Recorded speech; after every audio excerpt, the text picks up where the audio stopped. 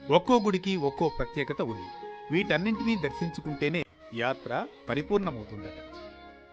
దాదాపు 20 ఏళ్లుగా ప్రతి ఏటా వచ్చి రాజన్నను దర్శించుకుంటున్నామని భక్తులంటున్నారు. ఇక్కడకు వచ్చి స్వామివారికి కోడెమొక్కులు చెల్లిస్తే కోరిన కోరికలు తీరుతాయని చెబుతారు.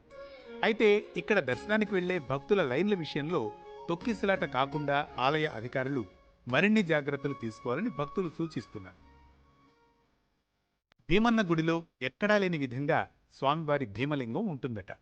వ్యాపారాభివృద్ధి జరగాలంటే నగరేశ్వర స్వామివారిని దర్శించుకోవాలట.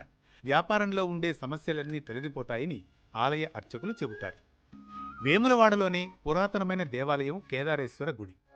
ఇక్కడకు వెళ్లి స్వామివారిని వేడుకుంటే భక్తుల సమస్యలన్నీ తొలగిపోతాయట. కుల్హాపురం, మంథని, ఆ తర్వాత వేములవాడ క్షేత్రంలో తూర్పు భాగంలో ఉన్న మహాలక్ష్మి అమ్మవారి ఆలయం కూడా అత్యంత ప్రత్యేకమైందని అంటారు. సోమవారం రాజన్నకు మొక్కులు చెల్లించిన తర్వాత ఎలాగూ రోజు మొత్తం ఖాళీగా ఉంటాం కాబట్టి పట్టణంలోని ఈ గుడులన్నింటినీ చూడవచ్చు. ఇక వేములవాడ విషయానికొస్తే ఉమ్మడి కరీంనగర్, వరంగల్ జిల్లాలకు